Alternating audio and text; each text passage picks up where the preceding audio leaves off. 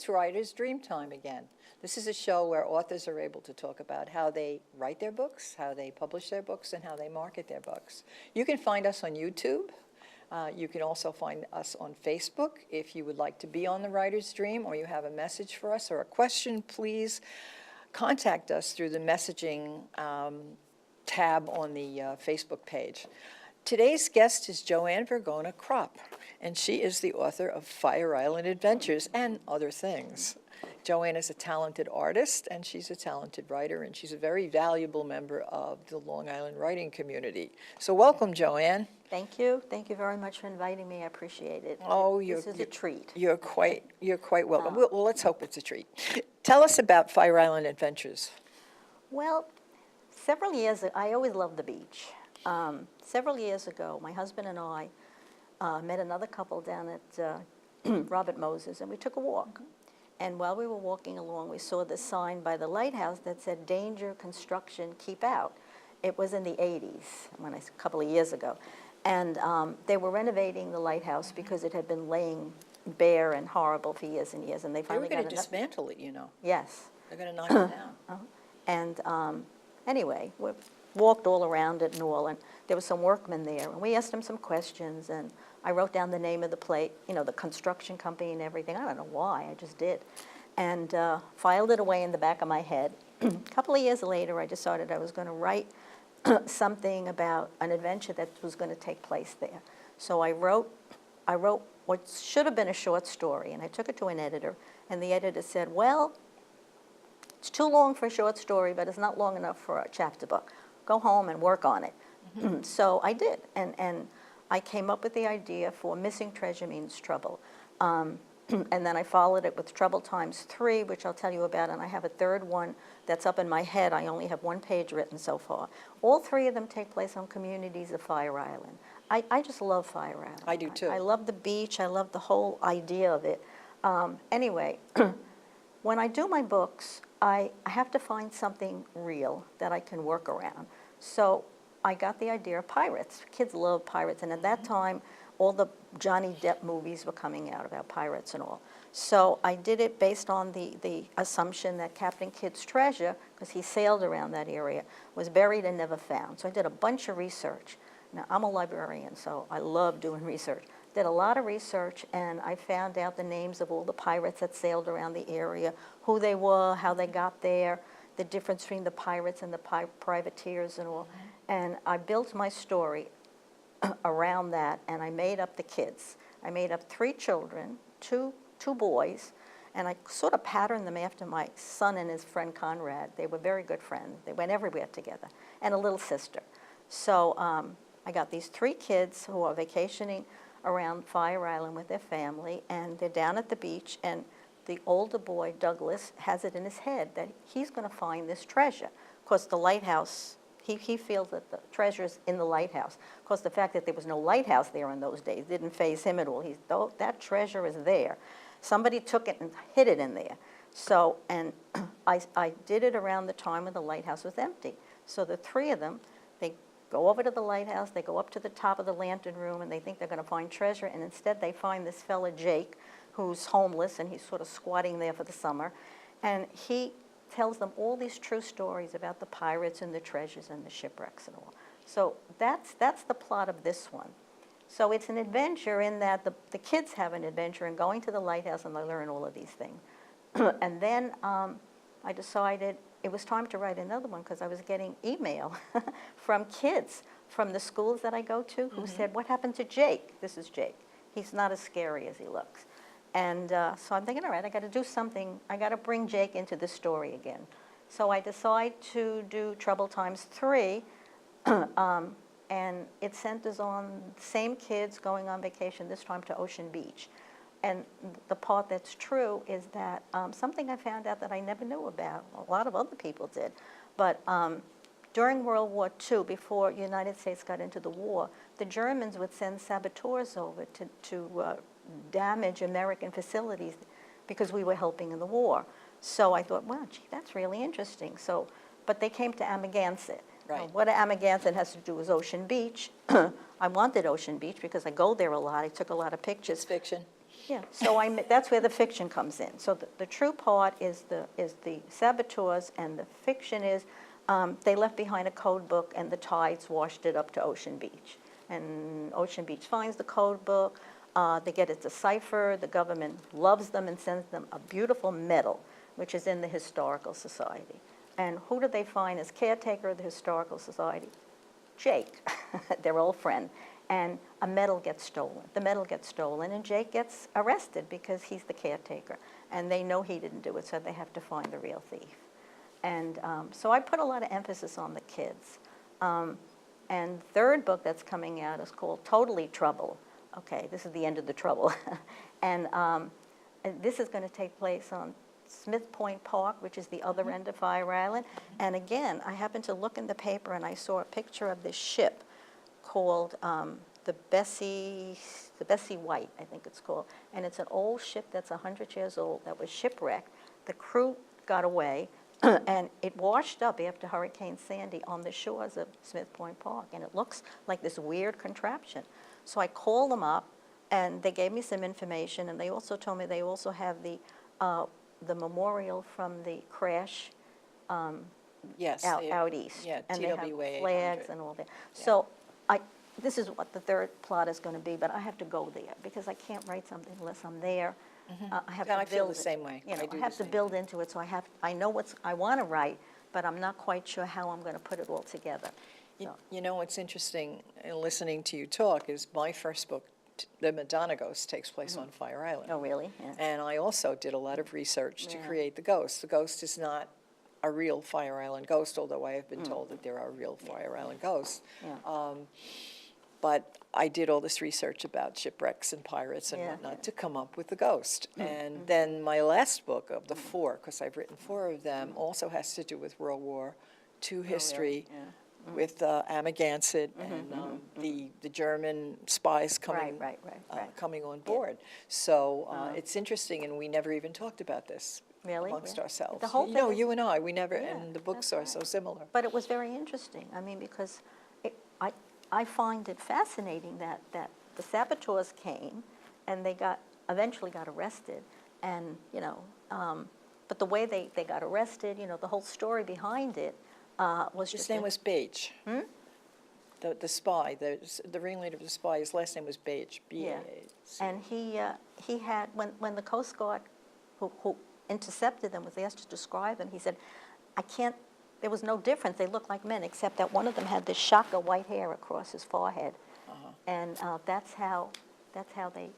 one of the ways they got. But he gave himself up, you know, Yes, in he real did. life. He did. You know what I did? I researched FBI reports. I did internet and so on, but the FBI has a whole big thing on it, you know. Oh, sure, of Yeah. course they would. It was fascinating, it really was. So I always tell kids, you know, when they say, where do you get your ideas from books? I tell them, well, you know, just write down things that are interesting, because later on you can go back That's right. and, you know, you can make something out of it. If you find something real, you can build around it, you know, so Yeah, that's a question that's most often asked, because I pretty much do the same thing that you do with kids and whatnot. Where do you get your ideas Yeah, from? And that I said the same thing, you're an observer. Yeah. If you're a writer, you have to be an observer. And a notebook. I tell them to keep a little notebook and jot things down. Yeah. You know, I do that home. And I tell them to read, you know, read, because you get ideas from Yes, books. of course. And you learn how to develop an idea from a book. Yeah, you learn how to write from reading, Yeah, you do, right. I think, because I know what I do is, if I like the writer's style, I look at what elements Right. of that particular writer's style do I really like, and what would I like to Right. incorporate into my writing, because I never think of myself as a writer. I think of myself as a storyteller. Yeah. And I'm able to write the stories down because I was a science teacher. I never really had much. You had a fascinating background with forensic science. Yeah, that was Yeah. fun, teaching Yeah, forensic yeah. science. But that was really, that's where a lot of my ideas for books came sure, from. yeah, Because when you teach forensic science, you teach various aspects of how science will process various kinds of evidence, and some are fascinating. One of the things I was fascinated with was art forgery. I love the whole idea of how, if you find a painting in your attic and you think that it's an important work, how do they authenticate that piece of art? And so that was one of my stories. And You should read a book called The Art Forger. I did. You did? By Shapiro. Yeah, it's A.J. a great book. Shapiro. And then that's another thing. I tell kids, if you read good books, by the time you get to be a really, avid reader, you're going to be very critical. I mean, you're going to read a book and say, this author does not write well. This author emphasizes too much, doesn't emphasize enough, puts too much dialogue.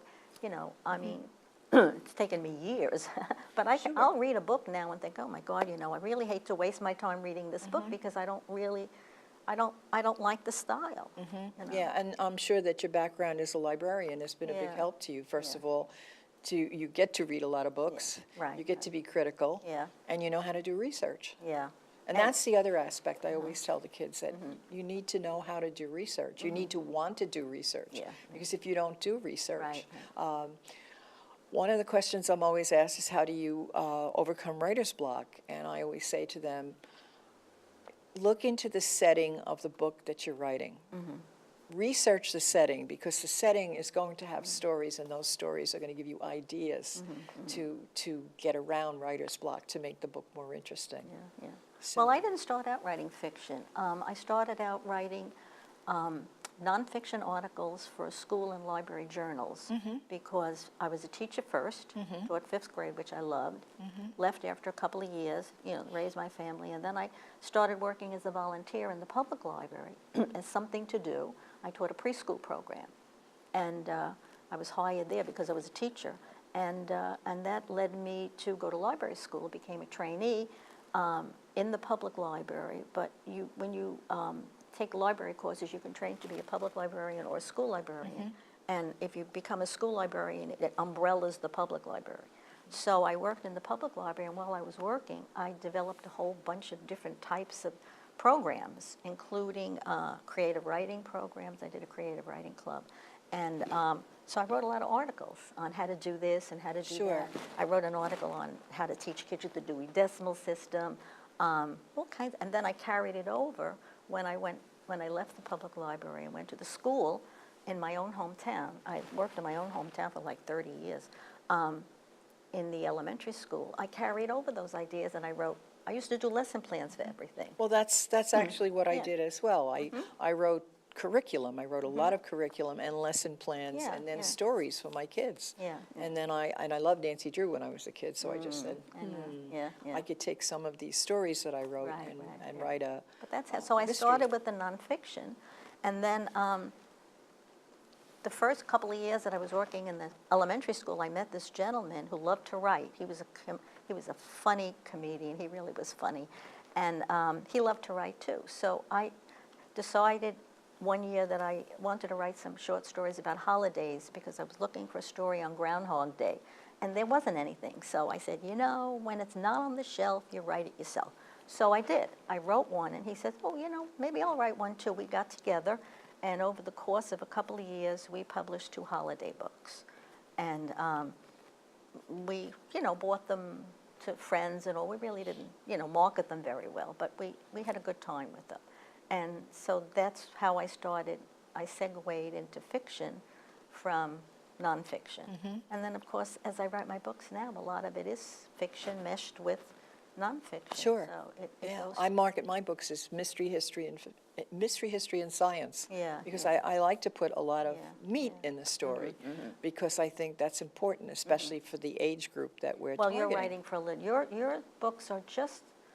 A little I think where I older. leave off, you begin. That's right. you Mine know. are like, I would say, a very good 4th or 5th grade reader to maybe Yeah, 9th. and By I 10th grade, start- they should be reading adult fiction, I Yeah. think. And I then- start with 3rd grade. Yes, Good 2nd grade, 3rd grade, 4th grade, 5th grade. And then you right. carry over, Yeah, which is good. right. Which is good for our group. Yes. Because we belong to a writing group that visits schools. And so. Yeah, the name of the writing group for the audience is Long Island Children's Writers and Illustrators. And we do what's called an author-illustrator night. We visit schools, and we do a fair where parents can come with the kids, meet the authors. We do little workshops sometimes, little reading, and we sell our books. And it's a wonderful group. experience for the kids and for the authors. It's a wonderful group. And I learned a lot, even though I write, I don't need to go to meetings, but I do go to meetings because it's helpful for me to listen to young writers, read their work, and get critiqued because you pick things up. I've learned a lot just from listening to certain members of our group who picked things up, 1, 2, 3. I learned a lot about what to put in, what not to put in, how to strengthen the words and the verbs, and I learned a lot, I must say. Well, that's, the writing groups are, Yeah. and critique groups are, Yeah. are important for a writer. Yes, Now, did you do your illustrations? Because I know you are an No, artist. I did my illustrations for this little dinosaur book. Yeah, hold it up like this. Hold it up like that. Okay, Yeah, I did and my then- illustrations for this. Then you can see it, yeah. For my writing partner and I, who did the 2 holiday books, we used to sit down and write funny poems. So we wrote poems about dinosaurs. And then, Read one. okay, all right. Okay, let me do the one about the house. All right. When Dinosaur and I first met, it's based on if you had a dinosaur for a pet. When Dinosaur and I first met, his home was just a cave. I trained him to become my pet. With me as master, you can bet my dinosaur'd behave. Each day he'd take the garbage out. His flames would cook our food. With dinner ended, there's no doubt, saliva dripping from his mouth would show his gratitude. When Dinosaur and I first met, I'd sit with him and talk. Before the evening sun had set, should he get restless, you can bet around the block we'd walk. For just as man has trained his dog to do the things dogs do, my dinosaur would fetch a log, skip and skate and jump and jog. He'd learn a trick or two. And then, so I took the poems we wrote, and I just made, it's like a dinosaur coloring book, so the kids can color them. Oh, that's cool. And I did this one because when I started going to the author nights, my books were for older 3rd, 4th, 5th grades, and a lot of kids would bring their little brothers and sisters, and they love dinosaurs, so I figured I gotta have something for them. So that's why I did that. I did that for the younger set. It's just a... But I'm actually surprised that you didn't do your own illustrations for these books. Well, you know what it is? I don't do whimsical. I call these whimsical. Yeah, they I are. don't do whimsical.